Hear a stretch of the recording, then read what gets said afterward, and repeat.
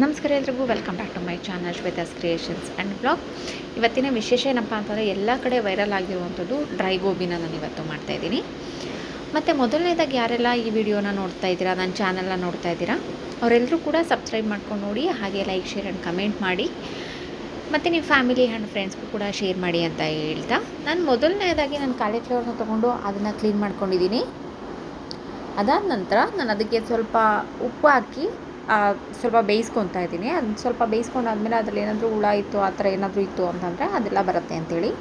ಮತ್ತು ಇನ್ನೊಂದು ಪಾತ್ರೆಯಲ್ಲಿ ಸ್ವಲ್ಪ ಅಕ್ಕಿ ಹಿಟ್ಟು, ಸ್ವಲ್ಪ ಕಡಲೆ ಹಿಟ್ಟು, ಹಾಗೆ ಕಾರ್ನ್ಫ್ಲವರು ಮತ್ತು ಸ್ವಲ್ಪ ಮೆಣಸಿನ್ಕಾಯಿ ಪುಡಿ, ಸ್ವಲ್ಪ ಜೀರಿಗೆ ಪುಡಿನ ಸೇರಿಸಿ ನಾನು ಇದನ್ನ ಒಂದು ಹಿಟ್ಟನ್ನು ನಾನು ರೆಡಿ ಮಾಡ್ಕೊತಾ ಇದ್ದೀನಿ. ಸ್ವಲ್ಪ ನೀರು ಹಾಕಿ ಈ ಥರ ಮಿಕ್ಸ್ ಮಾಡ್ಕೊತಾ ಇದ್ದೀನಿ. ನೋಡಿ, ಈ ಥರ ಒಂದು ಹೇಗೆ ನಾವು ತುಂಬ ಬಜ್ಜಿ ಎಲ್ಲ ಮಾಡ್ತೀವಲ್ಲ, ಆ ಥರ ಇರಬೇಕು, ತುಂಬ ಗಟ್ಟಿ. ಇವಾಗ ಈ ಕಾಲಿಫ್ಲವರ್ನ ಅದರಲ್ಲಿ ಸ್ವಲ್ಪ ಹೊತ್ತು ನೆನೆಸಿಟ್ಬಿಟ್ಟು ಈ ಥರ ಆಯಿಲಲ್ಲಿ ಗೋಲ್ಡನ್ ಬ್ರೌನ್ ಬರೋ ಥರ ಫ್ರೈ ಮಾಡ್ಕೊತಾ ಇದ್ದೀನಿ. ಆ್ಯಕ್ಚುಲಿ ನಾನು ಫಸ್ಟ್ ಟೈಮ್ ಮಾಡಿದ್ದು, ಟೇಸ್ಟ್ ಅಂತೂ ತುಂಬ ಚೆನ್ನಾಗಿತ್ತು, ತುಂಬ ಕ್ರಿಸ್ಪಿ ಆಗಿತ್ತು. ಆ್ಯಕ್ಚುಲಿ ಇದು ಡ್ರೈ ಗೋಬಿ, ಮಸಾಲ ಗೋಬಿ ಅದಕ್ಕಿಂತ ಇದು ಸ್ವಲ್ಪ ಚೆನ್ನಾಗಿತ್ತು ಅಂತ ಅನ್ನಿಸ್ತು, ಮತ್ತು ತುಂಬ ಈಸಿಯಾಗಿ ಹಾಕುವಂಥದ್ದು. ನೀವು ಕೂಡ ಒಂದಿನ ಚಳಿಗೆ ಮನೇಲಿ ಮಾಡಿ ಎಲ್ಲರೂ ಖುಷಿಯಿಂದ ತಿಂತಾರೆ. ನೋಡಿ, ಈ ಥರ ಗೋಲ್ಡನ್ ಕಲರ್ ಬರೋವರೆಗೂ ಫ್ರೈ ಆಗ್ತಾಯಿದೆ.